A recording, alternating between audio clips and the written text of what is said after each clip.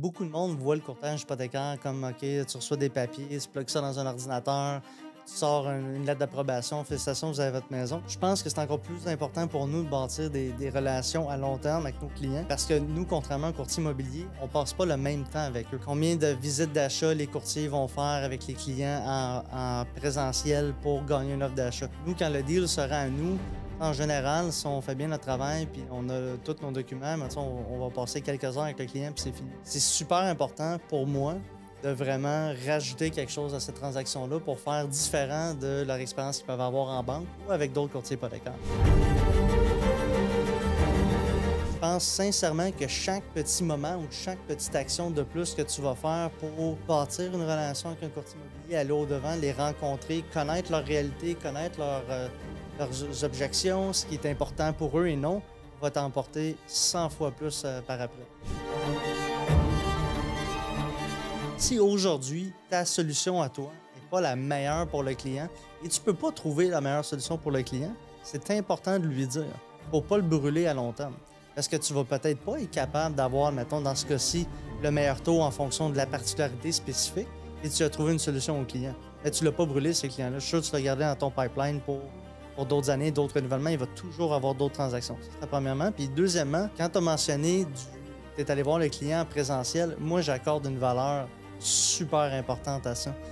Surtout pour ceux qui commencent, c'est vraiment une façon de se démarquer parce que, tu sais, on parlait tantôt, les courtiers immobiliers, on passe plus de temps avec les clients. Mais si on fait ça plus en tant que courtier hypothécaire, c'est sûr que ça va faire une différence. Tu sais, c'est sûr que vous allez fidéliser le client non seulement au courtage, mais à vous comme tel, au renouvellement, au refinancement. Tu sais, on devrait déjà normalement rappeler le client lors de son renouvellement parce que tu vas avoir un CRM, un bon système de suivi. Mais sinon, tu augmentes quand même tes chances que le client te réfère et te rappelle aussi pour d'autres projets. Le domaine du courtage est en constante évolution. Dans une ère technologique où le changement est presque assuré et inévitable, il faut plus que jamais rester à jour et s'adapter aux tendances innovatrices de notre domaine. Vous voulez apprendre des meilleurs courtiers hypothécaires et immobiliers du Québec? Vous voulez devenir un leader dans le courtage? Voici le podcast qu'il vous faut. Les courtiers du Québec avec Seroujane Kenishalingam. Bonjour tout le monde, j'espère que vous allez bien. Les courtiers du Québec, un autre épisode simplement pour vous. Aujourd'hui, j'ai la chance d'être avec Daniel Tully-Tremblay pour amener plus de valeur dans votre vie. Aujourd'hui, on va parler avec un courtier hypothécaire. Seulement 8 mois d'expérience dans le domaine. Mais qu'est-ce qui est impressionnant, c'est qu'il a 34 millions de volume hypothécaire. C'est impressionnant, c'est mind-blowing. Et j'adore apprendre des gars comme Daniel parce qu'ils font quelque chose d'exceptionnel, clairement. Alors, on veut écouter. On veut savoir qu'est-ce que tu fais exactement. Donc, Daniel, merci d'être là aujourd'hui avec nous. Merci, Serou. Un plaisir. Bonjour tout le monde. Yes. Ça fait pas longtemps qu'on se connaît. Non. Peut-être 2 semaines. Exact. Quand tu m'as dit le volume que tu fais puis le nombre de temps que tu es dans le domaine, c'est ça qui est impressionnant parce qu'après 10 ans, si tu fais 50 de millions, props to you. On n'a rien à enlever là-dedans, sauf que en 8 mois, ça, c'est vraiment exceptionnel. Merci beaucoup. Alors, je veux apprendre. J'adore apprendre des mondes comme toi. J'aurais aimé ça, comme j'ai dit dans le dernier podcast. J'aurais aimé ça avoir du monde comme toi qui commandent dans le domaine, qui font autant de volume, parce que je me suis toujours fait dire que ça prend du temps. Pour réussir, ça prend du temps dans le courtage. Quand j'avais commencé à l'âge de 22, évidemment, je n'avais pas beaucoup de réseau. J'étais un bébé, donc ça a pris un peu plus de temps. Mais toi, c'est une deuxième carrière, même une troisième carrière. Tu sors de la vente. Exact. Donc, tu es un bon vendeur, t'as le vent. On essaye. T'essayes. On essaye. Alors, j'aimerais ça que tu partages avec tout le monde. C'est quoi, d'où tu viens? Bon, premièrement, qui tu es? Qui est Daniel? Moi, mon nom c'est Daniel, j'ai 38 ans. J'ai la chance d'avoir 2 super enfants qui sont maintenant au début de l'adolescence. Fait que la réalité peut être différente de beaucoup de jeunes courtiers, comme tu dis, à 22 ans. Fait que quand je commençais dans le domaine, j'ai certaines contraintes que d'autres personnes n'ont pas nécessairement. De base, moi, je suis un comptable. J'ai étudié en comptabilité et en finance au HEC. J'ai jamais pratiqué parce que je n'ai pas été jusqu'au bout de la démarche en allant chercher mon titre professionnel. Quand j'étais jeune, je travaillais temps partiel pour Future Shop, qui était probablement la meilleure job du monde. Si on était payé à commission, c'était le fun, on vendait. C'est dommage que ça n'existe pas. Hein? C'est dommage que ça n'existe plus. Mais tu sais, on vendait. Tu sais, moi, j'étais en informatique, puis c'était ma maison, fait que tu vendais un peu le rêve, puis c'était dans le début de la technologie. Ça a été une école extraordinaire là, pour apprendre à vendre parce que de base, je suis quelqu'un qui peut être assez gêné. Fait que j'ai vraiment appris comme le contact humain puis comment connecter avec la clientèle dans cet endroit-là. Puis au fil du temps, ils m'ont approché pour dire ça va bien, on aimerait ça que tu sois dans la gestion dans l'entreprise. Fait qu'au lieu de finaliser mes études, je suis comme tombé dans le cheminement de la gestion du retail, la vente au détail. Fait que j'ai commencé chez Future Shop, j'ai fait un paquet d'autres organisations. Je travaillais pour Apple, je travaillais pour Starbucks, Dollarama, Walmart, puis avance une dizaine, quinzaine d'années, je suis maintenant dans le courtage hypothécaire. Fait que à ton point, c'est effectivement une deuxième slash troisième carrière que j'ai commencé cette année. Et si je devais te poser la question, c'est quoi l'avantage et le désavantage de commencer une troisième carrière, arriver où est-ce que tu es dans ta vie? C'est sûr que tu étais le subject matter, comme on disait, tu étais reconnu dans ton domaine, tu maîtrisais bien ton domaine, puis boum, tu recommences à nouveau. Tu sais, je pense que l'avantage de commencer une carrière quand tu es un petit peu plus avancé puis tu as un bagage d'expérience qui est différent, c'est que tu viens avec une certaine maturité. Tu sais, surtout, admettons, dans le domaine hypothécaire où tu sais, tu parles d'argent, fait que tu as probablement passé au travers d'une hypothèque, deux hypothèques, trois hypothèques, des projets d'investissement ou autres. Fait que tu connais déjà un peu le principe, puis c'est dommage, mais tu sais, les gens font quand même un peu d'âgisme dans la vie, fait que tu arrives, tu es un peu plus âgé, par définition, tu as comme un peu plus d'expérience. Vrai ou pas vrai, on s'entend. Je te dirais que c'est vrai. Fait Trust que, me, quand j'avais commencé, fait que c'est tu beaucoup sais, plus difficile. puis, tu sais, je peux relate un peu à ce que tu dis, parce que quand j'ai commencé en gestion, j'avais 20 ans chez Future Shop, puis je devais gérer des gens qui avaient 50, 55, 60 ans, puis, à un moment donné, ils vont faire de l'âgisme, tu sais. Fait que commencer dans une carrière où t'as vu, il y a de l'eau qui a coulé en dessous des ponts, tu as vu des choses passer, fait que tu arrives puis tu te stresses moins avec certains facteurs. Tu vas te stresser moins avec, admettons, l'organisation du travail parce que tu as probablement, comme dans mon cas, j'ai géré des grosses équipes, fait que je suis plus habitué à organiser la façon de travailler, ces choses-là. Puis un certain désavantage quand tu commences plus vieux, mais tu sais, c'est. Moi, j'ai fait le saut dans le courtage, puis c'est la première fois de ma vie que je gagne. J'avais zéro salaire fixe. J'avais aucune idée combien j'allais faire dans 2 semaines ou dans un mois. Puis, tu sais, je gagnais quand même bien ma vie. J'ai 2 enfants, hypothèque à payer, toute la kit. Fait que tu sais, c'est très différent ça de. T'es en appartement, t'es chez tes parents, puis tu te lances dans une carrière où t'as pas tant d'engagement financier.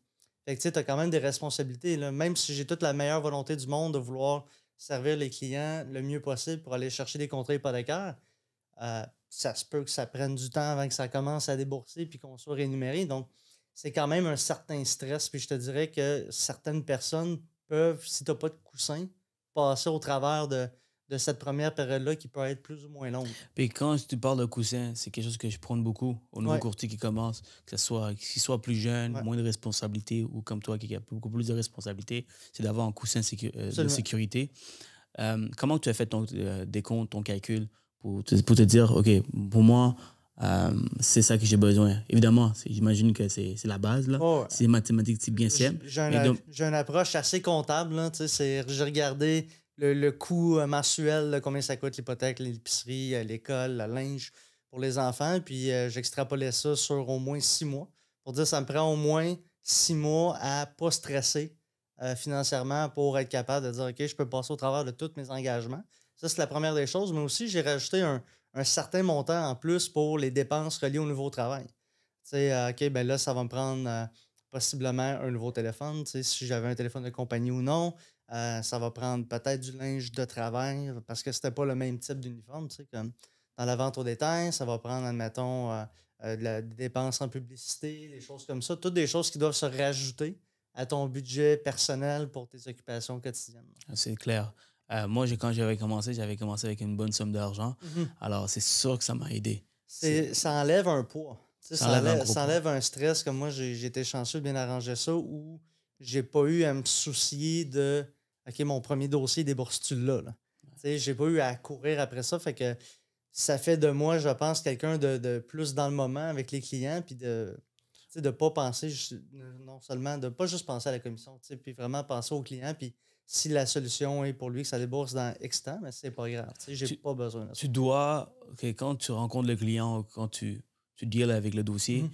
Mhm. Dans ta tête à toi, c'est que ça close pas, t'es bien. Parce que Exactement. du moment que tu penses que tu as absolument besoin de closer, c'est là qu'on ressent que tu es un peu pushy, que Exactement. tu sors un peu de tes valeurs, que est-ce que ce produit ou cette solution que tu as offert au client, Absolument. C'est-tu la bonne? c'est la C'est-tu la bonne. meilleure chose? Pourquoi il est pressé? Tu sais, puis on l'a tous vécu à différents moments. Hein. Si tu as déjà été t'acheter un auto ou faire un achat important, tu sais, la personne qui essaie de te mettre le hard push pour clôturer la transaction, tu sais, c'est jamais quelque chose qui est intéressant puis que tu veux vivre en tant que consommateur. Puis c'est pas quelque chose que je voulais vivre en tant que professionnel non plus. Absolument. Puis dis-moi, comme là, tu es, parlant de changement de Ouais. carrière, est-ce que tu as fait 100% le saut ou tu as commencé en tant que temps partiel et tu es par la suite entré à J'ai 100%? longtemps délibéré sur comment allait être mon approche avec le courtage. Tu sais, je commence du temps partiel, je commence du temps plein, quoi que ce soit. Puis si- je me suis dit, si on veut faire quelque chose, let's go all in. On fait tout. Je suis jumpé dedans à 100% temps plein parce que tu sais, tu peux bien faire les choses à temps partiel, mais c'est beaucoup plus difficile, je pense, d'être vraiment focusé parce que si ton client t'appelle puis tu as un autre travail, comment est-ce que tu peux lui donner du temps de qualité, ces choses-là. Fait que pour moi, commencer une nouvelle carrière, je voulais vraiment la bâtir sur des bases solides puis de la bonne manière. Fait que c'était. euh, J'en suis rapidement arrivé à la conclusion que ça devait être 100% dédié au courtage parce que je voulais bien faire les choses. Je voulais pas juste que ça soit un side business. Est-ce que tu penses que tu peux arriver au nombre de volumes que tu as en ce moment en étant à temps partiel? Je pense pas. Tu sais, du moins pas dans le laps de temps, pas en 7 mois. Tu sais, je pense que peut-être au fil des années, si ça fait 10 ans, 15 ans que tu fais ça, temps partiel, tu vas quand même te bâtir une certaine clientèle qui vont naturellement revenir vers toi. Mais si tu veux avoir un impact qui est quand même rapide, tu n'as pas le choix d'aller all-in dès le début. Tu sais, quand j'ai commencé, j'en ai fait des journées de 10, 12, 14 heures, puis de courir les clients, puis de faire des démarches pour aller chercher de la nouvelle business. C'est pas quelque chose que tu peux faire à temps partiel parce que ça prend tout ton temps. Ouais, c'est sûr. Parce que là, présentement, j'ai une équipe. J'ai commencé à avoir des courtiers dans l'équipe. Et là, je remarque qu'il y en a qui font ça à temps plein. Mhm. Ils sont en ligne. Il y en a d'autres qui font ça à temps partiel, le courtage. Et ce que j'ai remarqué, c'est que c'est les gens qui appellent le plus rapidement, bien sûr. C'est les gens qui sont à 100% en ligne Absolument. dans le courtage. Ils sont tout le temps au bureau. Ils voient les dossiers avec mes transactions. Ils font beaucoup de prospection. Donc, de plus, ils réussissent plus rapidement que quelqu'un qui est à temps partiel. Bien évidemment, si vous avez des responsabilités, vous avez des factures à payer, c'est sûr et certain que c'était pas un choix. C'est une nécessité de travailler Absolument. pour pouvoir réussir, pour pouvoir survivre. Par contre, je pense que la meilleure méthode et la méthode le plus rapide pour réussir, c'est à temps 100%. Mais je suis 100% d'accord avec toi. Puis ça revient au point de l'importance d'avoir un coussin pour pouvoir te dégager cette marge de manœuvre-là. Quand j'ai commencé, là, tu sais, j'avais évidemment pas de clients. Tu sais, au début, je commence. Mais tu sais, j'allais tous les jours au bureau. Tu sais, c'est quelque chose que tu viens de mentionner que je trouve super important parce que tu vas côtoyer d'autres courtiers qui, eux, vont voir des transactions. Fait que même si tu n'as pas encore de clientèle, que tu es en train de travailler des dossiers, tu vas quand même voir des situations différentes qui vont, à un certain moment donné ou non, servir tes clients. Tu vas t'inspirer, tu vas voir les gens qui ont une bonne façon de travailler, une bonne éthique de travail, puis tu vas voir qu'est-ce qui fonctionne bien, puis comment est-ce que tu peux te l'approprier, puis l'adapter à ta façon à toi, puis des choses que toi, tu ferais peut-être différemment un peu, mais moi, je trouve que c'est absolument essentiel. Et tu vois, genre, c'est quelqu'un qui, tu sais, moi, encore aujourd'hui, après 5 ans, il dirait que chaque fois que j'ai un nouveau client, des fois, il y a plein de choses que je sais et je suis capable de répondre rapidement. Il y a plein de choses que je ne sais pas, que je dois encore appeler les BDM, appeler les banques pour avoir l'information. Imagine un nouveau qui fait ça à 50% dans un autre emploi. Non, non, tu sais, C'est juste pas possible. je pense pas que c'est réaliste, tu sais, puis surtout quand on commence, admettons, à temps plein dans cette industrie-là, je vais parler de mon cas, mettons, qui est une deuxième ou une troisième carrière, c'est que le domaine d'où tu viens, en général, tu vas avoir acquis une expérience, tu vas avoir acquis une certaine notoriété, tu vas savoir où tu t'en vas dès le départ, tu sais, tu pouvais changer de compagnie, mais si l'industrie est la même, tu sais à peu près où t'en aller puis comment commencer ta business.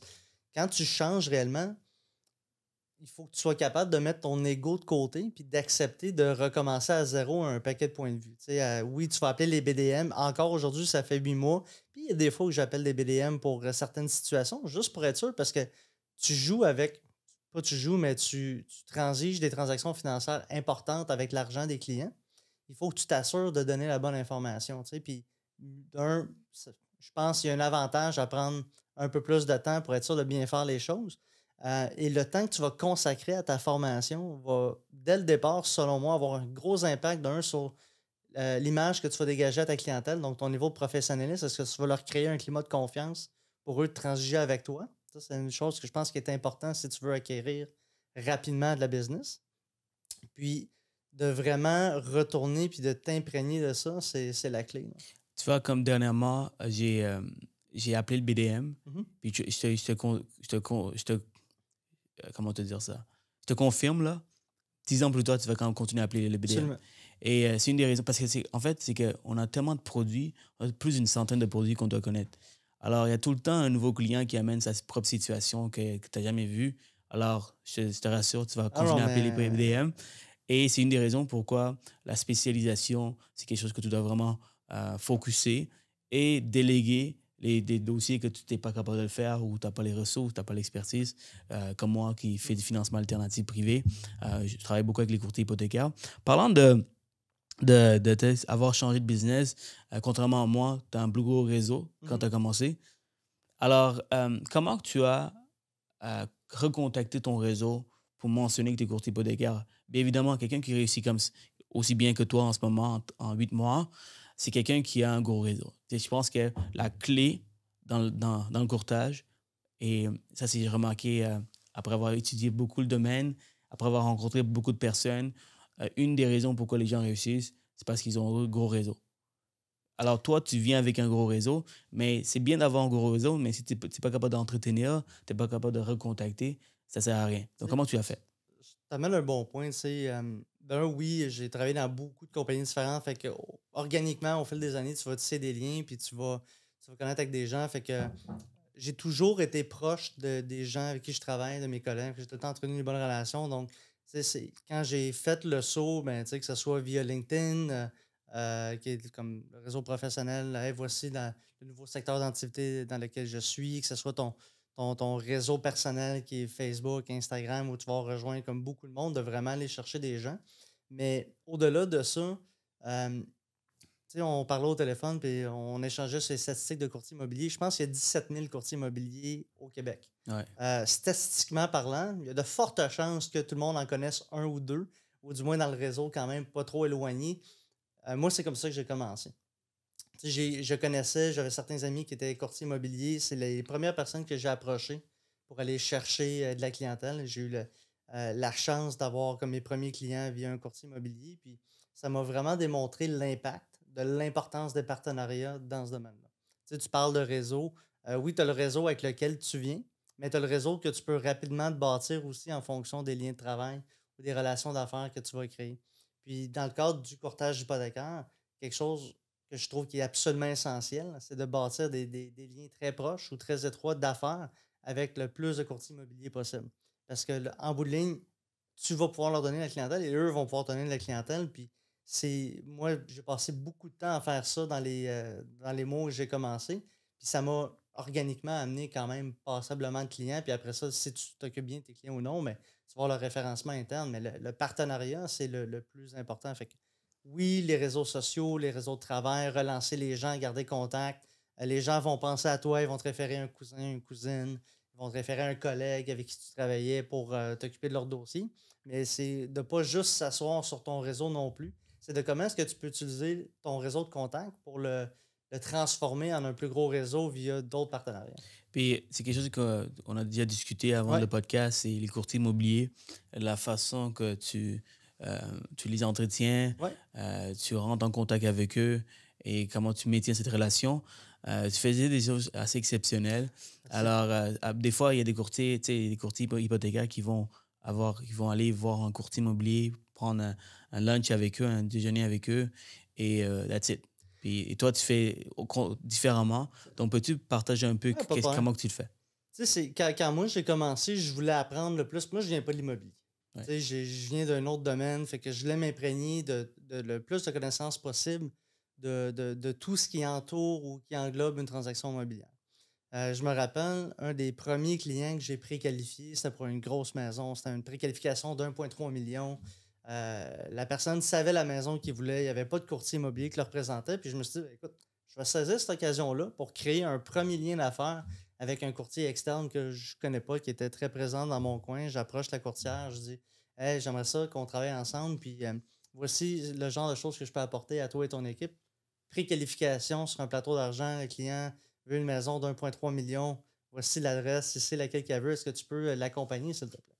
Fait que la courtière, bien sûr. Fait Donc, tu es allé avec une précale? Je suis allé avec la préautorisation, directement rencontrer la courtière. J'ai des clients, ils m'ont autorisé à les référer à un courtier immobilier. Ça, c'est winner, ça. J'aimerais ça travailler avec toi.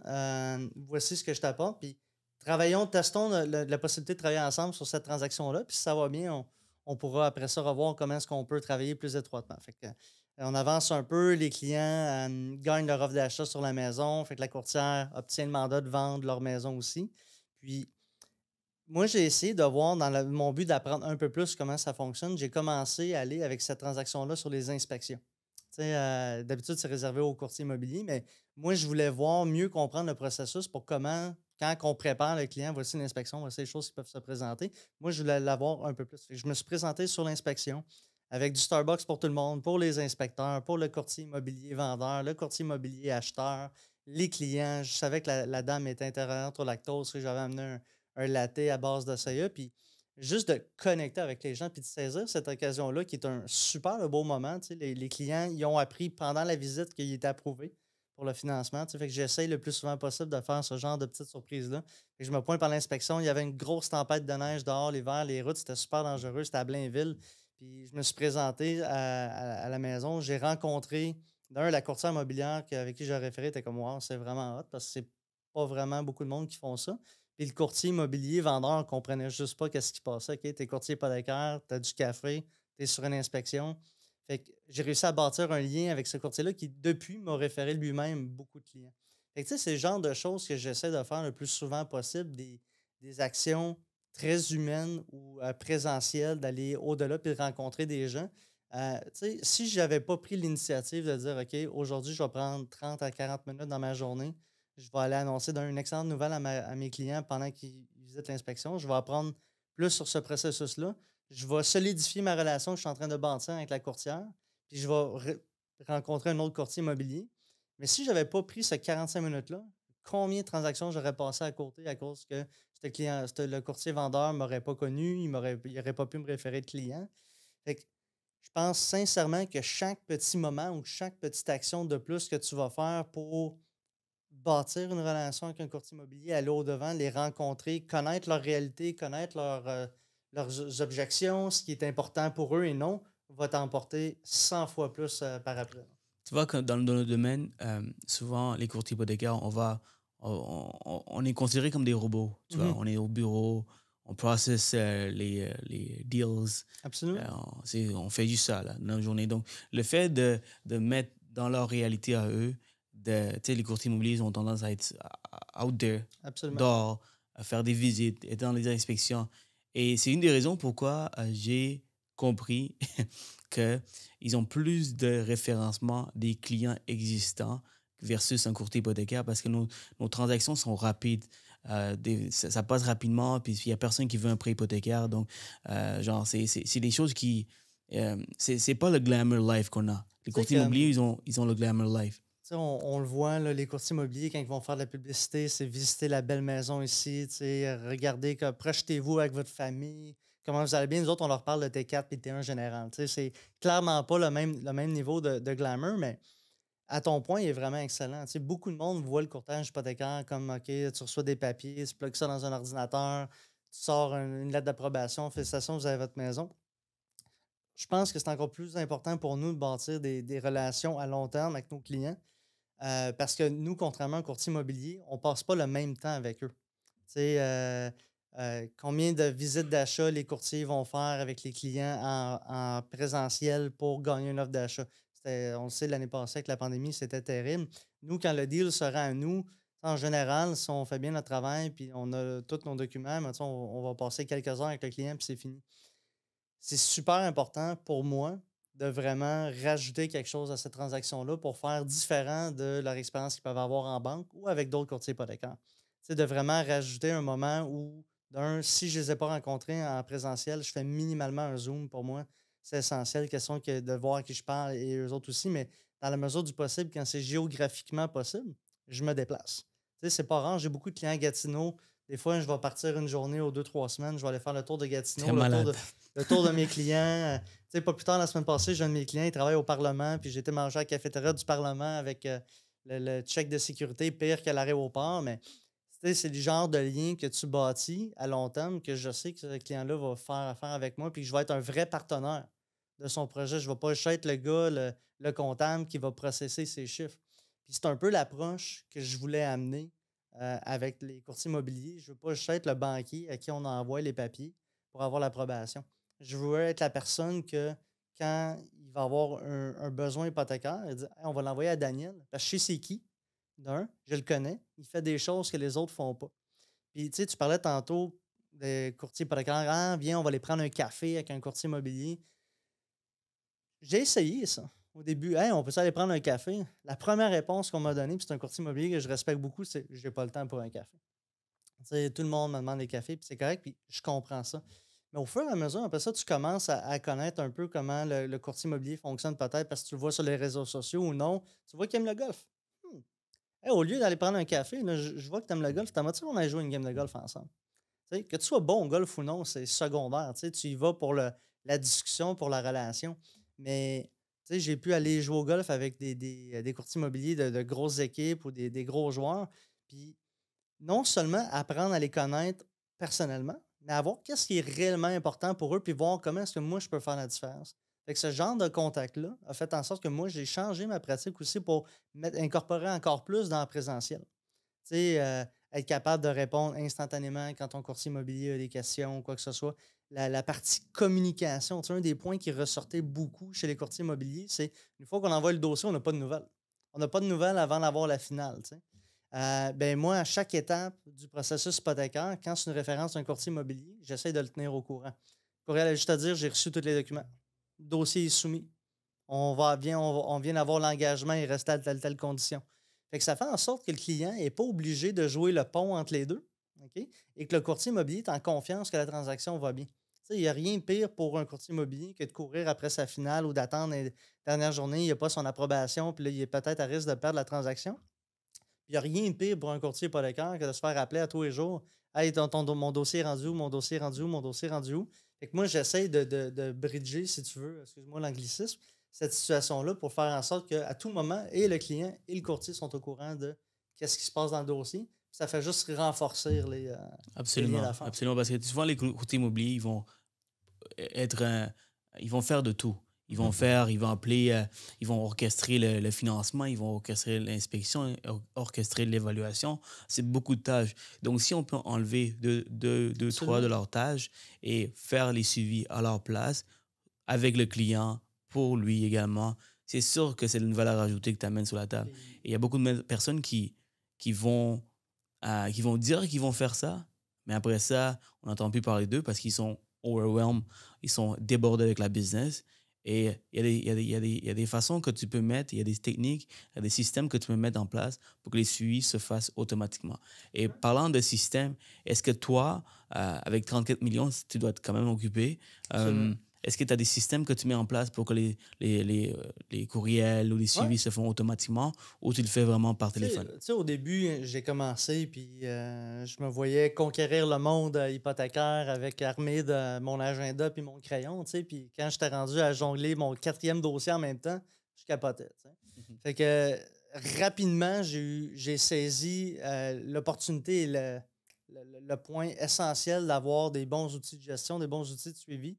Fait que dès l'embauche, dès là, l'idée du moins d'aller chercher une adjointe, d'aller chercher un CRM, donc un système de gestion de tout ton flow de clients, puis d'essayer d'automatiser le plus possible, admettons, le suivi de conditions, les envois de courriels, ces choses-là. Fait que, oui, c'est un investissement, puis c'est là où, je pense, un des dangers qu'on a quand on commence dans cette industrie-là, si on n'a pas un bon coussin, pour revenir à ce qu'on parlait tantôt, c'est de mettre le frein sur des dépenses essentielles qu'au début, tu vois peut-être pas tant que ça l'utilité, mais qui vont faire le jour et la nuit quand ta pratique va commencer à lever.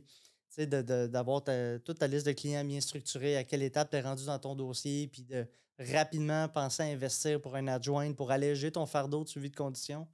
Si tu as juste un dossier à la fois, c'est pas pire, mais quand tu commences à avoir 3, 4, 5, 6 dossiers en même temps, mais tu peux facilement te perdre où est-ce que tu es rendu. Fait que, à ton point, c'est essentiel tu sais, d'investir et d'essayer d'automatiser ton suivi le plus possible, tout en gardant comme une partie qui, pour moi, est super importante, humaine au téléphone. Et quand est-ce que tu as décidé de prendre un adjoint? Après combien de mois? Après combien de millions? Après combien de mois? Quand j'étais rendu à 8-9 millions, Wow. j'ai commencé à faire le cadre de hockey. Tu sais, quand j'ai commencé, mon but était.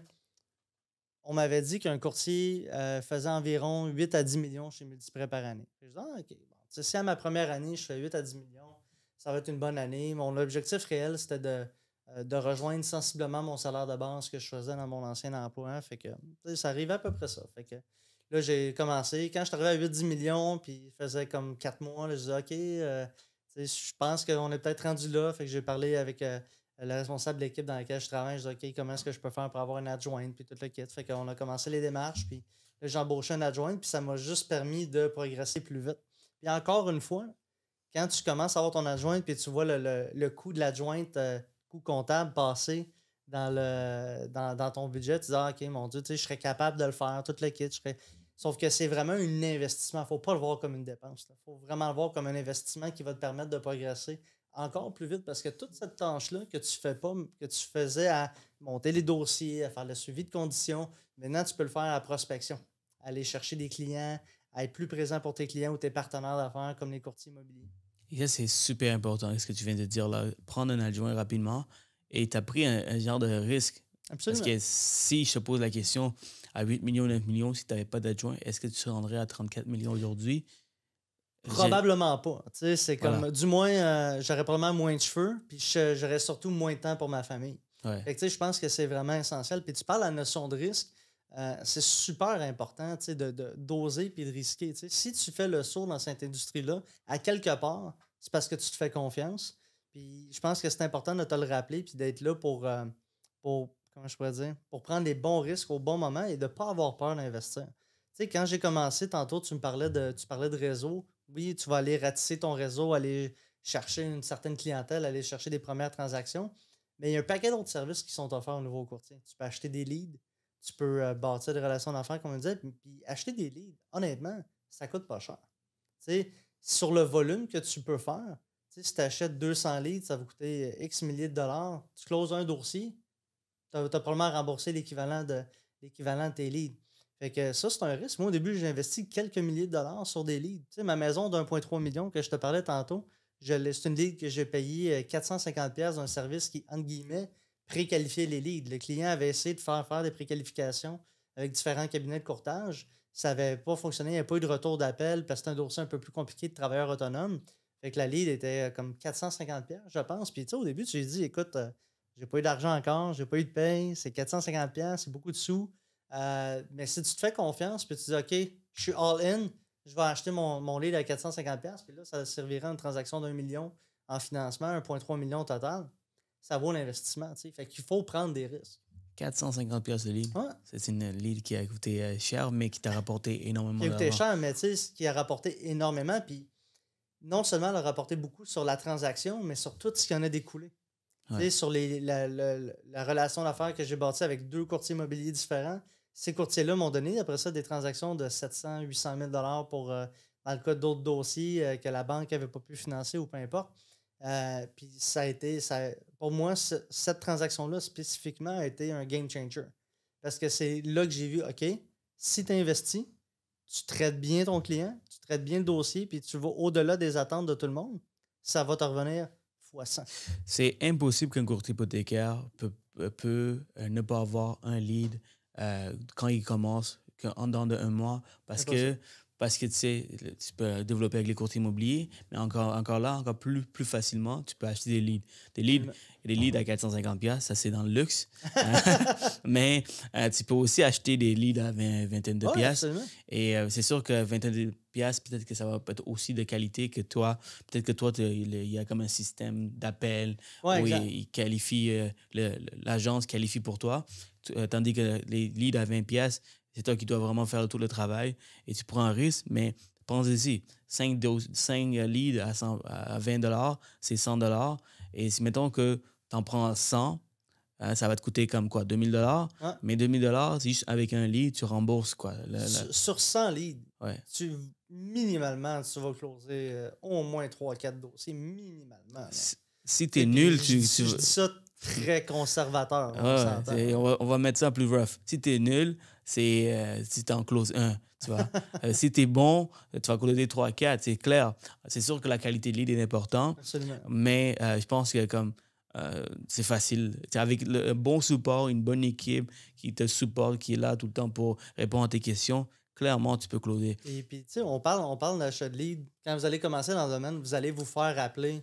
Vous allez vous faire relancer par Google, par un paquet d'agences. Hey, j'ai des leads, je facilite la vie au courtier immobilier, au courtier hypothécaire.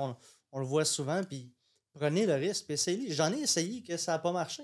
J'en ai essayé que ça a super bien fonctionné. Puis, tu sais, quand je te dis mon lead à 450$, j'en ai acheté à 400$ que ça n'a pas débloqué.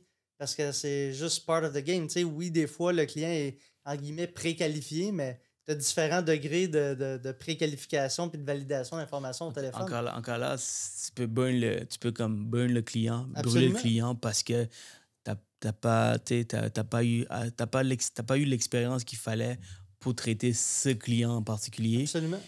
Alors, mais il y a tellement de façons d'aller chercher de la clientèle. Même si vous avez un moins gros réseau, comme moi quand j'avais commencé, il y a une façon. Moi, j'avais brisé la glace 2 semaines après que j'ai commencé. Comment tu as fait? C'était des leads sur JLR. Donc, j'ai appelé les renouvellements. Donc, un courtier immobilier avait partagé une base de données de tous les renouvellements. Moi, je ne savais pas que tu pouvais aller toi-même aller chercher sur JLR. Alors, lui, il voulait un cut là-dessus. Alors, moi, ça ne me dérangeait pas. Regarde, j'avais aucun autre moyen d'aller chercher de la clientèle. Donc, j'ai tout primé. J'ai appelé les renouvellements. Et là, pour chercher on avait les adresses, on avait les dates de renouvellement, mais on n'avait pas les numéros de téléphone. Donc, on devait aller sur pagejaune.ca ou truc de même. Manuellement, en fonction de l'adresse, il y a un numéro de téléphone. Et dans le temps, il y a 5 ans, il y avait encore plusieurs personnes qui utilisaient leur téléphone domicile. Maison, mais des fois, tu tombais sur des cellulaires, mais c'est un do or die game. Tu étais tout excité parce que le renouvellement arrive. Alors, tu dis, bon, c'est sûr que je vais l'appeler. Puis là, j'ai tout pas le numéro de téléphone. Donc là, on passe sur le next. Et finalement, j'avais trouvé un couple qu'eux, ils étaient sur le point de renouveler. Alors, j'ai dit, écoute, laisse-moi venir te voir, venir en personne pour vous convaincre de vous offrir une meilleure taux. En tant que courtier hypothécaire, on a tous les taux toutes les solutions, toutes les banques et tout ça. Faites-moi confiance, je vais venir chez vous. Je connaissais fuck all. Et j'étais pas sous le... Tu sais, j'avais encore la misère à distinguer entre variable et fixe. C'est une façon de parler, là, mais... mais je veux dire, comme dire...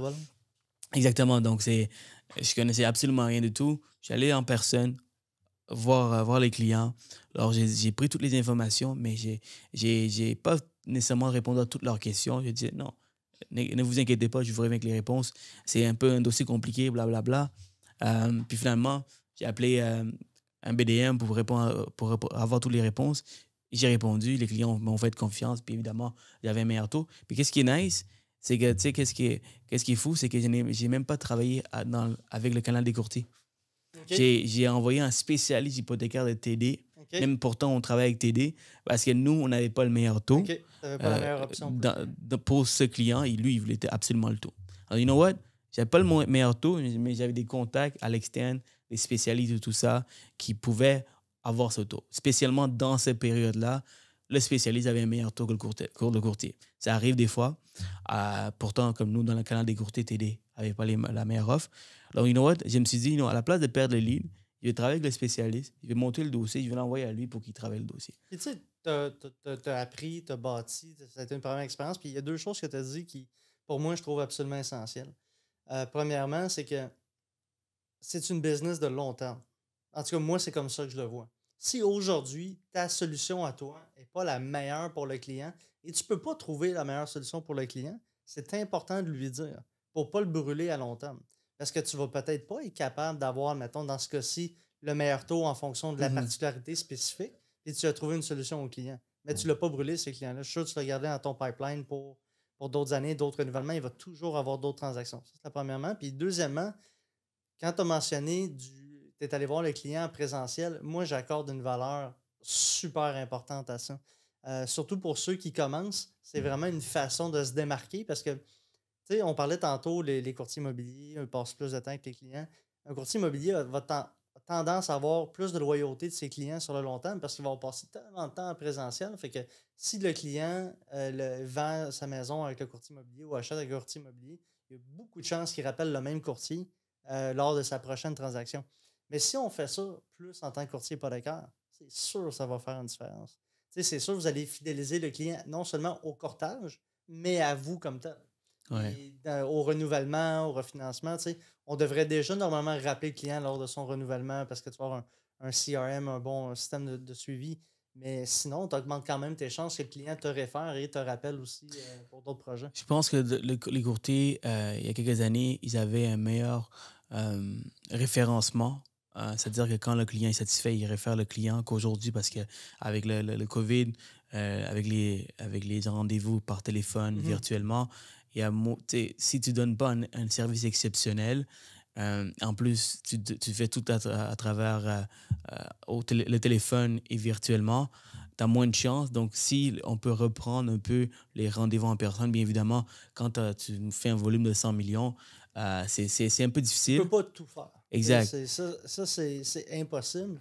Mais moi, la manière que j'ai décidé d'orienter ma pratique, c'est que la journée où mon volume va continuer à grossir, puis de peut-être aller chercher plus d'adjoints ou quoi que ce soit, moi, ma vision, c'est éventuellement d'avoir plus d'équipes qui puissent faire ma souscription ou quoi que ce soit, puis que je sois 100% dédié aux clients. Service clientèle. 100% dédié au service client. Être plus présent, être disponible ou quoi que ce soit. Moi, c'est ce que j'aime de cette job-là. T'sais. Dans ma vie personnelle, j'ai tellement eu des histoires d'horreur hypothécaires à ma première maison, quand j'ai refinancé, ou tu arrives chez le notaire, les instructions ne sont pas envoyées. T'sais, acheter une nouvelle maison, c'est un mix de super bonheur et d'anxiété parce que tu t'engages maintenant dans un prêt de 400-500 000 la plupart du temps. Puis d'être là, puis de réconforter, puis d'accompagner les clients, pour moi, ça n'a pas de valeur. Puis c'est important de le faire, comme on dit depuis comme une dizaine de minutes, le plus possible en présentiel. Là. Que ce soit peut-être pas nécessairement le premier contact, mais par après ou à quelque part dans le processus, qu'il y ait cette rencontre-là, je trouve que ça fait toute la différence. Tu vois, comme, tu sais, j'ai un des courtiers que j'ai rencontré dernièrement, j'ai fait un podcast avec lui.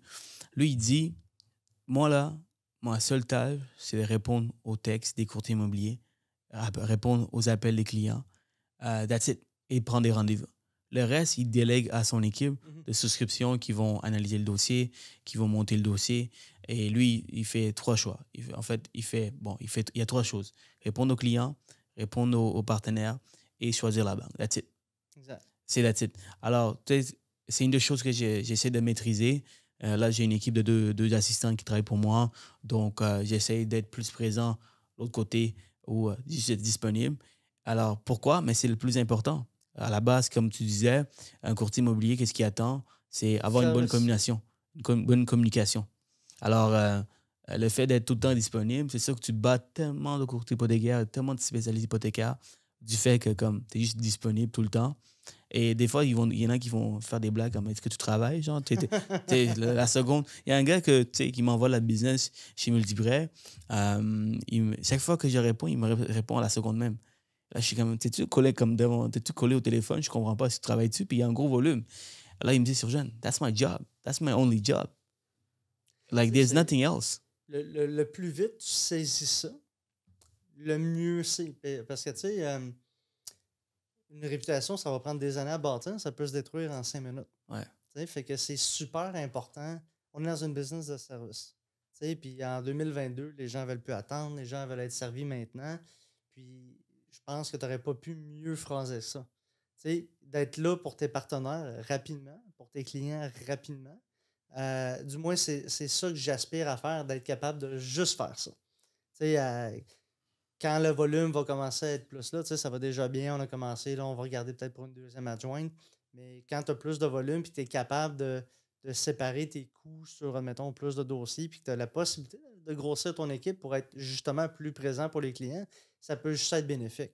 Mais pour en revenir à ce qu'on disait tantôt, il y a un moment où tu dois accepter de dire je dois investir X montant d'argent en support, que ce soit un CRM, que ce soit un adjoint ou peut-être un courtier qui va travailler dans ton équipe à salaire ou peu importe, que ça va te permettre de décupler puis d'augmenter beaucoup plus rapidement ta business parce que tu vas être capable de te concentrer à qu'est-ce que tu aimes le plus faire, qui est probablement aller chercher des nouveaux clients ou conseiller tes clients. Puis plus que tu fais ça, plus que tu vas être capable d'en faire rentrer. Ouais, des fois, il y a des courtiers qui réalisent que ce qu'ils aiment faire, c'est faire l'analyse du dossier. Absolument. Puis il y a de la place pour ça, tu vois. Alors, il y a des fois, j'ai du monde dans mon équipe qui se sont rendus compte qu'ils aiment beaucoup plus ça, trouver des solutions, voir les erreurs dans les dossiers, puis essayer de trouver une façon créative de faire passer le dossier. Ils sont allumés. Moi, j'aime ça, trouver des solutions, mais j'aime le côté plus de la prospection des choses que être devant l'ordi en train d'étudier tous les documents. 100% avec toi. C'est une des raisons pourquoi j'ai jamais poursuivi en comptabilité parce que je voulais pas juste regarder les états financiers toute la journée. C'est super le fun, mais j'aime mieux pouvoir leverager ou pouvoir utiliser ces états financiers-là pour conseiller un client. Ouais. C'est un peu le même principe.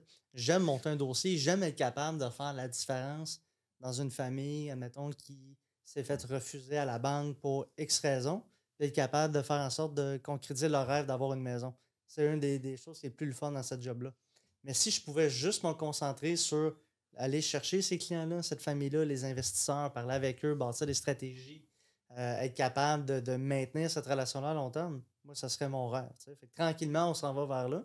Mais le conseil que je peux donner à tout le monde, c'est faites les choses différemment des autres. Okay? Dans ce cas-ci, ce que moi j'ai trouvé, c'est d'y aller beaucoup plus en présentiel, de vraiment focusser, bâtir sur le lien et la relation avec les courtiers immobiliers. Tantôt, tu parlais de rétribution par rapport aux courtiers immobiliers. Il y a des gens qui n'aiment pas ça. C'est comme ça fait partie de la business. T'sais. On est là pour travailler en partnership pour le bien du client. Fait que bâtir des liens en présentiel, faire des petites actions spéciales. Autre que ce soit juste appeler le client quand c'est sa fête. Hey, bonne fête, j'espère que tu as passé un bon Noël dans ta maison. Hier, c'est avec son grâce, des choses comme ça, qui vont tranquillement, au fil du temps, faire une grosse différence versus qu'est-ce que le client peut s'attendre à avoir partout, puis essayer de mettre ça de l'avant le plus possible. Ouais. Puis, tu sais, en résumé, là, si je devais résumer un peu le succès que tu as, c'est quoi les différentes façons que tu as utilisées. Et je pense que pour arriver à ce genre de volume, il faut être exceptionnel. Et tu fais vraiment des choses exceptionnelles, comme faire des inspections, être présent dans les inspections. J'ai jamais vu ça. J'ai jamais vu un courtier le faire. Alors ça, c'est déjà très, très différent des autres courtiers. D'aller déplacer jusqu'à Gatineau pour voir des clients, c'est déjà assez fou. Alors, Belle ville, Gatineau. Hein? Ouais, j'ai déjà été. Yeah. Alors, tu vois, je pense que la clé de sa réussite, c'est vraiment parce qu'il a fait les choses différemment et il y a un grand réseau qui l'a pris avantage. Absolument. Et il a bâti des relations d'affaires assez solides avec des courtiers immobiliers en faisant des choses différemment. Aller jouer au golf avec le courtier immobilier, des fois, un golf, là, le golf, ça prend du temps. Là. Ça prend 3-4 heures dans une journée, mais toi, tu l'as fait parce que tu sais que le courtier immobilier peut t'amener de la business, puis en plus, c'est une bonne personne. Je sais c'est qui la personne exactement. Un exemple concret. Tu veux savoir c'était qui la personne? Non, je sais c'est qui la personne, donc je sais pourquoi tu as fait ça, parce qu'en plus qu'il produit du volume, mais c'est une personne extrêmement intéressante. Donc... Oh oui, puis tu sais, on apprend de tout le monde. Ouais. Tu disais, oui, je suis chanceux, j'ai travaillé fort, on était à 34 millions. J'apprends encore autant des gens qui vont faire du 6-7 millions de volume que j'apprends des courtiers immobiliers, que j'apprends des gens au commercial.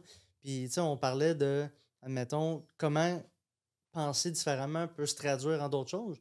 La première personne que j'avais joué au golf, Après, on est resté, on a jasé à peu près 1 heure de temps, parler de stratégie marketing, parler de qu'est-ce qui est important pour eux. Tu sais, pour moi, ça a plus de valeur qu'une transaction parce que ça peut se répercuter non seulement pour lui et son équipe, mais pour un paquet d'autres courtiers. Puis, fast forward 2 semaines, la semaine dernière, j'étais dans les bureaux de cette personne-là en train de faire une présentation à son équipe qui est sollicitée de tout bord, tout côté, puis qu'il y a à peu près personne qui est présenté à sa gang parce qu'il faut que le fit soit bon.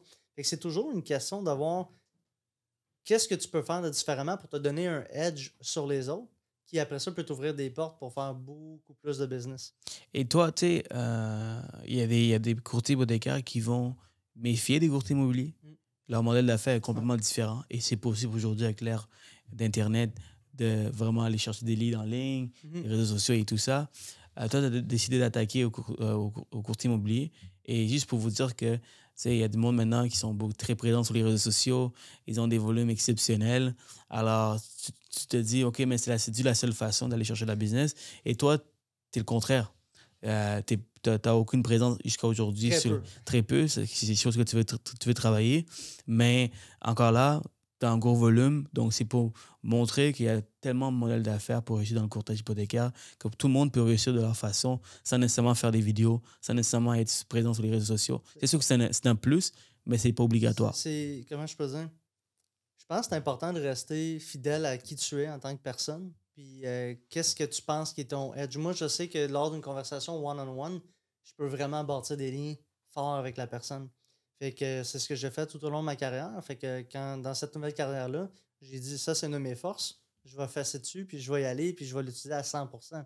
Puis ça m'a permis de transformer ça en beaucoup de leads, en beaucoup de clients, puis maintenant d'avoir une structure. Fait que là, ça me permet de dégager une marge de manœuvre, de commencer à penser à comment est-ce que je peux être plus présent sur les réseaux sociaux. Je pense qu'il faut que tu aies un éventail de publicité ou de présence qui est différent. Tu peux faire juste des médias sociaux. Oui, tu vas avoir une avalanche de clients, je pense, comme on le voit avec certains courtiers. Pour moi, peut-être pas. Je pense que moi, ça prend un mix de tout, mais à ton point, il y a différentes approches que tu peux faire pour aller chercher une clientèle. Il y a pas je pense pas qu'il y a de solution magique.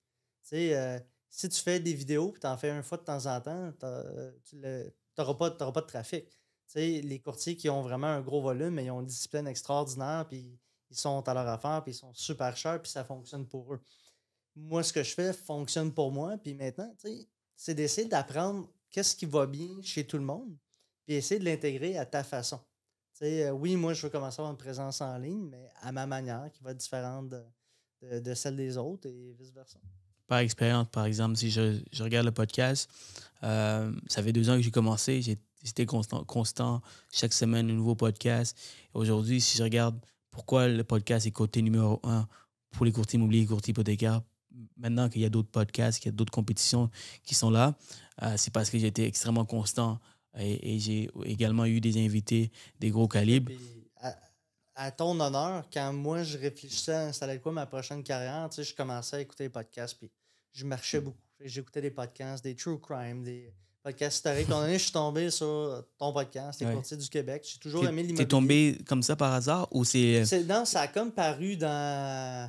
Je me rappelle pas où dans Apple Podcast, mais ça a comme paru là. Fait que je dis, OK, je vais l'écouter, puis... Là, j'ai vu ton nom de famille, je dis, oh, mon Dieu, je vais avoir de la misère à dire ça, mais je vais l'appeler Siroujane. Fait que je suis tombé là-dessus, puis je suis tombé sur un podcast qui m'a vraiment intéressé. Puis j'en ai écouté d'autres, puis suite à ça, moi, j'avais un ami que je disais, c'est le genre de choses que j'aimerais faire. Je dis, je vais te présenter telle personne chez Multiprêt. Fait que de fil en aiguille, le fait que j'ai eu un intérêt à cause de ce média-là a fait en sorte qu'aujourd'hui, j'ai une profession, une carrière qui me fait triper, tu sais, puis à tous les jours, j'apprends, puis à tous les jours, j'ai du fun. Fait que, j'adore. Faut pas que tu sous-estimes, je pense, l'impact que ça peut avoir, tu sais, puis encore aujourd'hui, j'en écoute des nouveaux podcasts, que ce soit le tien ou d'autres, puis quand tu commences à avoir du succès, il y a un danger, je pense, qui est on va dire, de t'enfler la tête, puis de dire que ça va super bien, puis ça va continuer de bien aller. Tu sais, c'est pas quand ça va bien. J'ai tout le temps dit que c'est là le plus important de trouver des nouvelles façons que ça aille encore mieux, puis de ne pas t'asseoir sur « Hey, ça va bien ». Parce qu'à un moment donné, là, toute la bonne chose que tu fais, il y a quelqu'un qui va regarder à côté, qui va essayer de le développer, puis qui risque de le faire éventuellement mieux que toi. Fait que c'est de toujours voir comment est-ce que tu peux retravailler qu'est-ce qui fonctionne bien pour le rendre encore meilleur, pour continuer de progresser. Puis c'est pour ça des rencontres comme celle-là, moi j'en ai bénéficié fois 100 là, avec tous les invités que tu as eus. Puis tu sais, c'est de jamais, de toujours être curieux, jamais vouloir arrêter d'apprendre. Puis merci d'être là pour ça. Et quand tu veux réinventer, il faut le faire pour qu'à un moment donné, tu te dis, laisse-moi me réinventer encore une fois parce que je le maîtrise assez bien. Par exemple, le podcast, et je peux parler du courtage aussi. Je peux parler de plusieurs projets que j'ai en ce moment. Les vidéos, j'ai commencé d'une telle façon. Là, aujourd'hui, on est à... Justement, on parlait de ça. Je suis aux 3e façon de faire maintenant. Et je me suis réinventé encore. Pour le podcast, je réinvente encore. C'est-à-dire que là, je m'avais cherché des Américains pour pouvoir me réinventer. Think big. Bigger vision. You know, les Américains sont à un autre niveau. Alors, j'ai eu un qui s'appelle Neil Holm, 134 000 followers sur Instagram en tant que courtier hypothécaire. C'est une vedette, là. Tu vois, dans le courtage. Puis là, je m'en vais à Texas dans une semaine pour interviewer un autre qui, lui, a 300 000 followers en tant que courtier en assurance. Wow. Tu vois? Alors, tu vois, comme je me réinvente encore, j'ai des plus gros objectifs, donc je vois plus grand. Même chose dans le courtage. Tu sais, on a parlé de risque beaucoup au début. Il ne faut pas avoir peur de te planter. Tu sais, ça, je pense que c'est la clé parce que il y a des choses que tu vas essayer à un moment donné puis que ça va juste pas fonctionner puis c'est correct. Si tu as tout le temps peur de fail ou de ne pas réussir, tu prendras pas de risques. Puis tu vas passer à côté de tellement d'opportunités. Puis quand tu as commencé ton podcast, il aurait pu avoir 0 personne qui l'aurait écouté. Puis on se connaît un peu plus, je sais que tu aurais continué à le faire pareil. Fait que c'est super important. Le build it and it will come, là, le Field of Dreams, c'est un peu ça. T'sais. Si tu bâtis quelque chose à quelque part, c'est parce que tu crois en ce que tu es en train de faire. Puis il faut que tu continues. Il y a des gens qui vont critiquer. Puis il y a des gens qui vont dire c'est mauvais, regarde-les, regarde l'autre. Il faut que tu passes à côté de ça. Il faut que tu les écoutes. Mais il faut que tu passes à côté puis tu continues à travailler sur ce qui est important pour toi. Puis oui, des fois, ça ne va pas marcher. Écoute, on parlait tantôt, j'ai pas beaucoup de présence encore sur les réseaux sociaux. Je me suis mis sur TikTok, j'ai commencé à fait un premier vidéo dans mon char. Je regarde ça aujourd'hui puis c'est comme, qu'est-ce que c'est ça?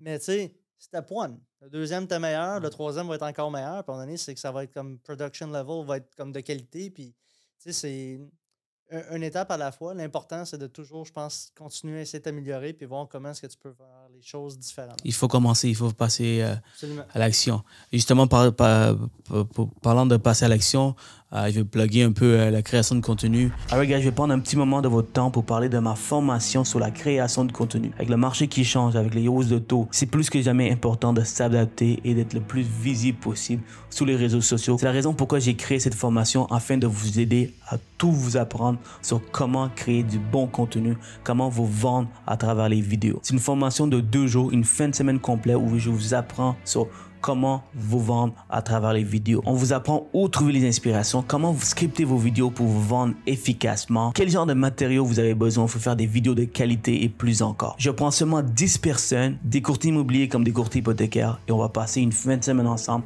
où je vous apprends le tout. Seulement 10 personnes. Donc, premier arrivé, premier servi pour ma première formation. Et le meilleur pour la fin, on vous fournit vos 6 premières vidéos pour que vous puissiez poster sur vos réseaux sociaux afin de commencer l'année 2023 en force. N'hésitez pas à m'écrire si vous êtes intéressé. Vous allez avoir un coach de communication, des vidéographes, des photographes qui vont vous filmer pour la semaine au complète, pour la fin de semaine au complète, pour que vous puissiez mettre sur les réseaux sociaux pour commencer. Et moi, ce que je vous apprends, c'est apprendre à pêcher. C'est bien beau, vous filmez tout ça, puis vous donnez après ça, vous êtes toujours dans la même situation où vous ne savez pas où commencer.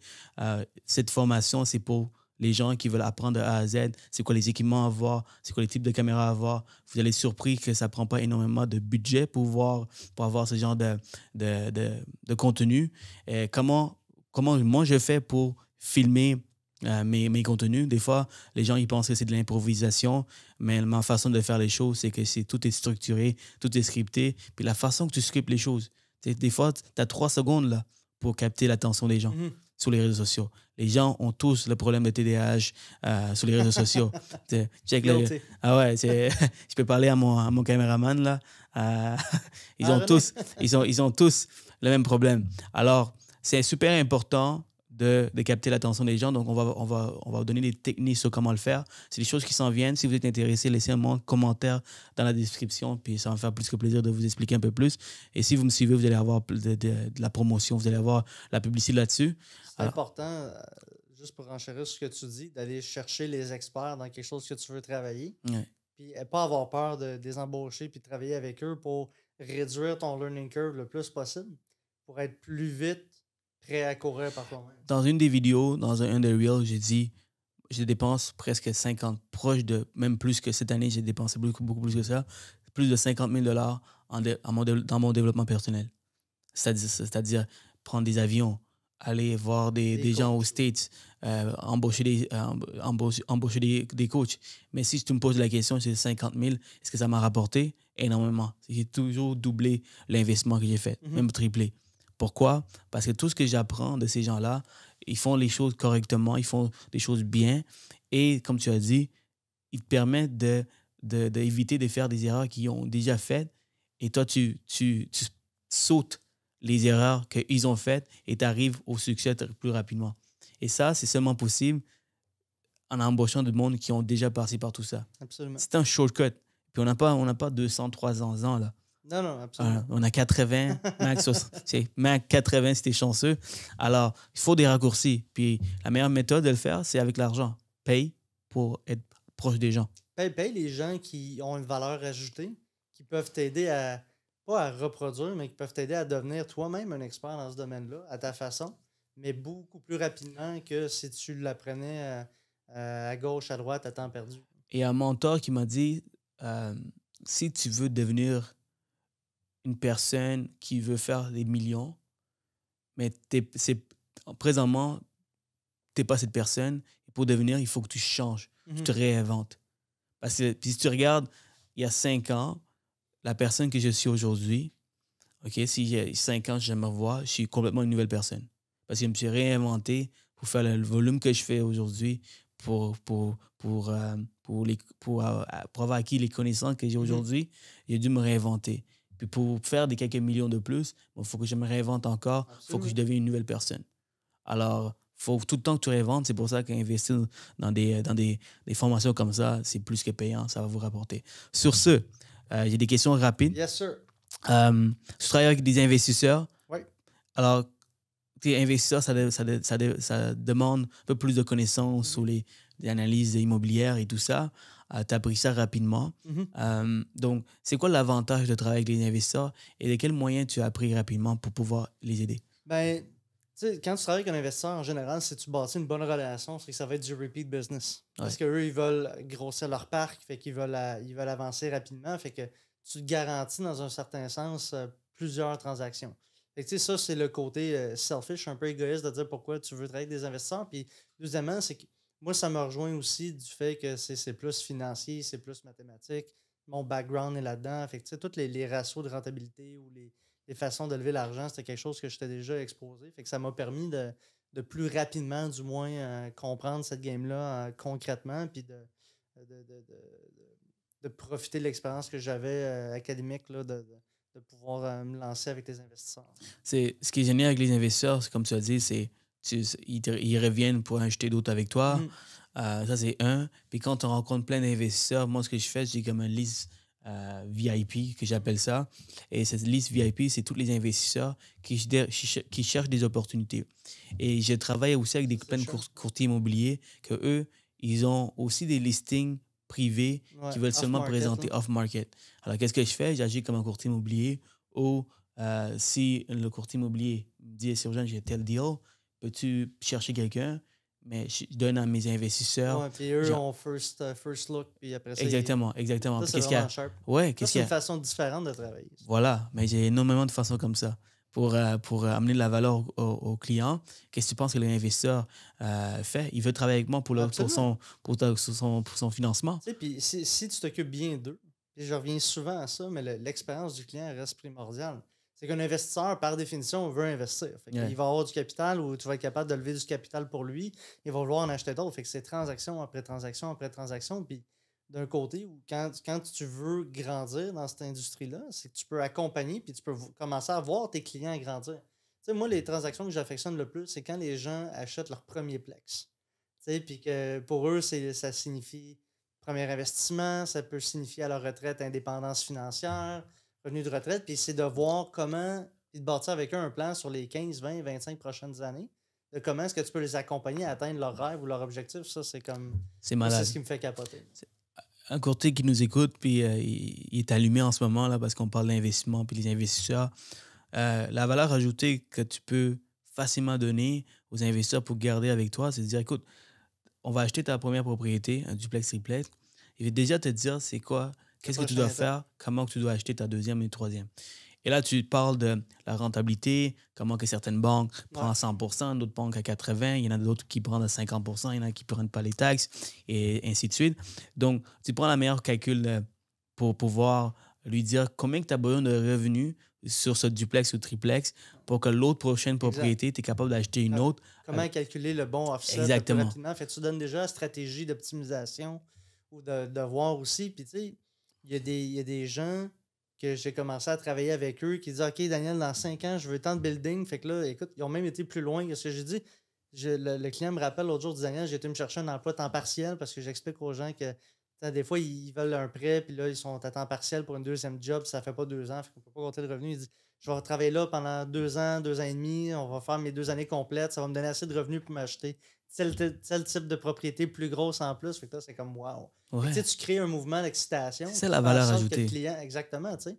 Puis de vraiment bâtir un plan avec eux. Quand moi, je commence à transiger avec un client, que ce soit résidentiel ou un investisseur, c'est leur projet devient mon projet. Ouais. Tu sais, pour moi, c'est prendre le temps. J'aime mieux prendre 1 heure au lieu d'un 15, 20, 30 minutes avec un client, mais prendre 1 heure, mais une bonne heure. Puis, tu sais, on parlait tantôt de ma dernière visite à Gatineau. J'ai été rencontrer un client avec qui j'ai déjà travaillé. Il y a 3 propriétés locatives. On vient d'en refinancer 2. Là, il s'en achète une de plus qu'1 million. Puis là, après ça, c'est le début. Là. Puis tu as un effet d'entraînement. C'est que plus que tu en as, plus vite que tu peux faire l'effet de levier, puis ainsi de suite. Fait que c'est là ça devient super intéressant de voir la lumière là, dans l'œil du client quand il voit que OK, ma réalité d'avoir un parc immobilier, c'est plus un rêve, là, c'est une réalité en devenir. Là. Puis il a besoin de toi. Absolument. Il a besoin de toi pour pouvoir réaliser son rêve. Donc, il va travailler avec toi pour les 5, 10, 15 prochaines transactions. Et des fois, il y a des transactions que tu n'es pas capable de le faire parce que ça sort de ton créneau. Tu as besoin d'un financement privé, tu as besoin d'un financement alternatif. C'est là que t'appelles Cero. C'est là. Amen. Amen. All right, c'est ça. Sinon, c'est du commercial. Tu appelles l'autre personne qui fait du commercial. Si tu ne peux pas le faire, puis la fille de BMO peut le faire, envoie-la chez BMO, puis prends une entente avec elle pour que vous vous référez la clientèle. Tu ne peux pas tout faire, guys. Il faut comprendre ça. Tu dois être le plug, the key. Faut être un... ça se traduit moins en français, mais il faut être le concierge. Dans les hôtels, les concierges ont des solutions pour tout.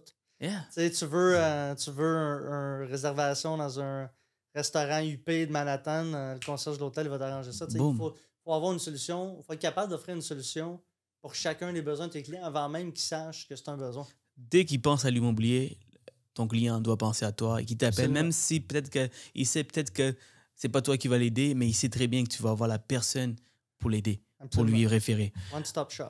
One stop shop, exactly. So, avec le changement du marché, là, tu as commencé où les taux d'intérêt étaient très bas, puis tu as vu le progrès, tu as vu les augmentations. Qu'est-ce que tu vas faire de différent pour continuer à tuer le marché, continuer à exceller dans ton domaine, puis aller continuer à faire plus de volume? Tu sais, il y a une approche qui reste quand même la même. Dans le sens où quand les taux d'intérêt étaient bas, oui, il y avait beaucoup d'activités, tout le kit, il y avait beaucoup de transactions. Il y a quand même encore beaucoup de transactions, on s'entend. Et je trouve que beaucoup de gens beaucoup de courtiers focus sur la hausse d'intérêt. Il n'y aura plus de clients, il n'y aura plus de clients. Tu as autant de renouvellement qu'il doit y avoir maintenant qu'il y aurait eu, peu importe la crise économique. Les gens, je pense, ça nous donne une opportunité qu'il faut saisir, c'est qu'il y a plus de gens qui vont magasiner. Il y a probablement moins de gens qui vont être réceptifs à l'offre de la banque. ils vont dire je vais appeler je vais magasiner mes options hypothécaires au niveau du renouvellement. Fait que ça, c'est la partie, je pense qu'on peut leverager. On va encore avoir de la clientèle. Il faut aller au-devant. Je pense qu'il faut ajuster un peu notre discours parce que la réalité change, même avec les courtiers immobiliers. Des 8-10 surenchères sur une maison, on s'entend qu'il n'y en a plus ou très, très, très rare en ce moment. Fait que l'importance des partenariats que tu peux bâtir est encore plus importante qu'elle l'était il y a 6 mois. Parce que maintenant, le courtier, il ne peut pas se revirer si la transaction tombe au financement, il ne peut pas se revirer sur nécessairement le deuxième ou le troisième rang parce qu'il n'y en a peut-être pas. Fait que ça, c'est une réalité qui reste que si tu as bâti les bons liens avec les bonnes personnes, tu vas continuer à avoir la business. Je pense qu'il faut réorienter notre approche. Il faut être consciencieux que la réalité économique actuelle va frapper beaucoup de monde différemment, que ce soit au niveau des budgets. Donc, il faut être. Je pense qu'il y a une niche qu'on peut développer dans le refinancement pour venir dégager une marge de manœuvre financière chez les clients. Ouais. C'est beaucoup de gens qui sont en train d'être frappés par la montée des taux d'intérêt c'est facile de s'endetter à 1%, à 1,5%, puis dire chérie, on va mettre la piscine creusée de 70 000 sur la marge de crédit. Mais là, quand ta marge de crédit est rendue à 6%, c'est pas mal plus difficile à payer. Fait qu'il y a beaucoup de clients qui commencent à entrer en contact avec nous. Écoute, je suis serré, comment est-ce que je peux restructurer mon hypothèque? Fait que c'est d'être conscient de ces opportunités-là puis de la réalité que les gens vivent au quotidien. Et d'où l'importance de connaître les produits, Absolument. les nouveaux produits qui viennent. Présentement, il y a certaines banques qui vont jusqu'à 35 et il y en a d'autres qui vont jusqu'à 40 ans. Mhm. All right? Donc, imagine si tu refinances puis tu dis qu'il y a ce produit où tu peux mettre jusqu'à 35 ans ou dans certains cas jusqu'à 40 ans. C'est énorme. Alors, Ça peut faire une différence incroyable. incroyable. Puis si le client dit, ben ouais, mais tu sais, je vais payer la maison dans plus longtemps, all right, mais dans 2 ans, quand les taux vont baisser à 2%, on va remettre sur 25 ans. C'est juste pendant ces périodes où tu as de la misère, tu peux pas survivre ces genres d'augmentation. Donc, why not aller vers ces options? Tu dois être un conseiller pour pouvoir... Je pense que c'est important d'expliquer aux clients aussi que oui, ton coût d'emprunt il augmente, mais si ça c'est mathématique de base, si le coût d'emprunt augmente, le prix payé va diminuer. On regarde des maisons qui se vendaient 600 000 cet été. Il y en a qui sont affichés à 550 000 maintenant, puis qui vont peut-être se négocier à 520, 525. Fait que oui, ton coût d'emprunt est plus élevé, mais le prix que tu payes pour ton produit va être plus bas. Fait que ça va venir créer aussi des opportunités pour les gens qui veulent investir. Ben oui, les investisseurs, tu as changé ton script, tu as adapté pour ce monde-là. Tu sais, les investisseurs qui vont voir les opportunités, tu peux dire, écoutez, guys, oui, les taux d'intérêt sont élevés, mais il va y avoir énormément de personnes qui vont malheureusement vendre leur propriété à des prix beaucoup moins élevés, donc vous pouvez saisir des opportunités. Acheter plus bas, là, on s'entend que oui, avec la rentabilité, ton hypothèque va se payer à peu près tout seul ou peut-être même plus, tu peux dégager un cash flow positif. Mais la prise de valeur sur ta propriété comme telle, sur 5, 10, 15 ans, si tu es capable de l'acheter à 100 000 en bas du prix du marché que tu aurais payé il y a quelques mois, ça reste que c'est quand même déjà un bon gain d'équité que tu vas faire sur plusieurs années. Absolument. On a presque fini. Ça va passer rapidement. C'est toujours le fun. Yes. Vraiment, vraiment content. Je pense que les courtiers ont énormément appris. Prenez des notes, guys. C'est super important de prendre des notes. Comme je dis tout le temps, je répète tout le temps, 1-2 choses que vous retenez, vous appliquez dans votre business. C'est ce que vous avez besoin pour changer votre business, en fait. Il y a tellement de conseils, tellement de podcasts que j'ai faits. Je ne prends pas tout. C'est juste 1-2 choses qui fait la différence, puis ça va faire un énorme changement. Depuis que j'ai commencé il y a 2 ans, chaque fois que j'ai quelqu'un que j'interviewe, j'essaie d'appliquer 1 ou 2 choses. Et c'est une des raisons pourquoi je suis où je suis aujourd'hui. Maintenant, tu vois, une des questions que j'aime poser à toutes mes interviewés, c'est quoi ton meilleur livre et c'est quoi ton meilleur podcast? Podcast, est-ce que tu veux dire business ou en business, général? En général, peu importe. Moi, je suis un fan d'histoire. OK. Puis il y a un podcast qui s'appelle The Real Dictators. OK. Ça suit des dictateurs au fil des siècles, au fil des années, mais d'un point de vue, c'est vraiment riche en faits historiques. Puis moi, c'est quelque chose, j'ai étudié l'histoire quand j'étais au cégep, fait que c'est quelque chose que j'aime beaucoup, d'apprendre des choses que j'ai jamais appris. Très, très bon. C'est drôle que tu me dis ça. J'ai en train d'écouter un documentaire sur Kadhafi. OK. Alors, hier, pendant que je dormais, Pendant que j'ai essayé de dormir, j'écoutais ça. Mais c'est tellement facile de se perdre dans les podcasts parce qu'il y en a tellement. Tu sais, à chaque fois que j'en écoute un, je dis ah, ça, j'aimerais ça écouter ça. Puis ça, j'aimerais ça écouter ça. J'aime beaucoup Joe Rogan aussi parce qu'il y a une variété d'invités. Tu sais, tu peux une semaine écouter Elon Musk, puis la semaine d'après écouter un astrophysicien. Puis tu sais, c'est super intéressant. Puis je trouve qu'il amène le fait que ça soit un long form de 2-3 heures. Les gens sont super à l'aise, sont super confortables. Puis c'est une conversation qui est vraiment naturelle. Fait que ça, j'ai trouvé ça sharp. La semaine, pas longtemps, il y avait le gars de Facebook, Zuckerberg, qui était là et qui parlait du metaverse puis où est-ce que ça s'en va. Fait que je trouve que tu peux apprendre vraiment plein de choses. Mon livre préféré, je te dirais, c'est Total Recall, la biographie de Schwarzenegger. On en a parlé un peu tantôt. Je suis un gros fan. Puis, tu sais, oui, il a fait des choses bien, il a fait des choses moins bien, mais quelqu'un qui est capable d'avoir 3 carrières dominantes dans des domaines complètement différents, je trouve toujours ça inspirant. Puis il y a toujours quelque chose à apprendre des gens comme ça, que ce soit, mettons... Ça, je vais l'acheter. Pour lire. C'est vraiment, vraiment un bon livre. Puis, tu sais, il ne met pas de côté les épisodes plus sombres de sa vie. Tu sais, c'est bien détaillé. Fait que c'était vraiment intéressant. Puis actuellement, j'en lis un qui est extraordinaire là, de David Goggins, Can't Hurt Me. Très, très, très bonne suggestion. Ah oui, Can't Hurt Me, ok, parfait. Et moi, j'adore Arnold Schwarzenegger. Pourquoi je l'adore? C'est parce qu'il a un nom aussi compliqué que le mien. Et un de ses quotes, c'est que vous allez voir, tout le monde sur la planète va savoir comment appeler son nom de famille. Puis aujourd'hui, tout le monde le sait. Comment appeler son nom de famille? Oh, ben oui. Hein? Ben, je viens de le dire, non? Non, mais... Ah non, pas l'écrire. Ah, ok, juste le dire. Je pensais que tu disais tout le monde. Mais encore là, tu sais, quand tu regardes mon nom de famille, c'est comme tabarnak, tu vois, tu viens de me dire. C'est pas Tremblay. C'est pas Tremblay. Mais tu sais, j'aimerais ça que tout le monde, un jour, sait très bien c'est qui Kenny Chillingham. Alors, c'est une des raisons pourquoi je l'aime beaucoup. Il a comme changé un peu, au-delà de son nom de famille. Il a fait plein de choses que j'aime beaucoup. Un immigrant qui est arrivé ici. Tu sais, le pouvoir de la détermination, là, je trouve ça extraordinaire. Puis, tu sais, de ne pas accepter, de pas accepter, oui, d'accepter le fait que tu peux échouer, mais de ne pas accepter l'échec, que l'échec perdure. Fait que ça, je trouve ça vraiment, vraiment inspirant. Parfait, c'est vrai. Et dernièrement, citation. J'ai amené mon téléphone juste parce que je veux pas la maganer, si tu me permets. Oui, bien sûr. C'est une citation d'Arnold, justement, c'est « 6 rules to success ». La première, c'est « Trust yourself ». 2, « Break some rules ». « Don't be afraid to fail ». « Ignore the naysayers ». « Work like hell ». Et « Give something back ». Fait que, tu sais, fais-toi confiance, n'aie pas peur des fois de briser pas les règles, mais de challenger l'institution peut-être. N'aie pas peur de perdre ou de tomber. Il y a des gens qui vont parler dans ton dos, il y a des gens qui vont dire tu vas te planter. Entends-les, mais ignore ce qu'ils disent. Travaille fort, puis prends toujours le temps de redonner quelque chose. Puis si je te pose la question, est-ce que tu suis cette philosophie, toi personnellement? Dans la mesure du possible, j'essaie. Bah, tu vois. C'est un idéal. Ouais. OK?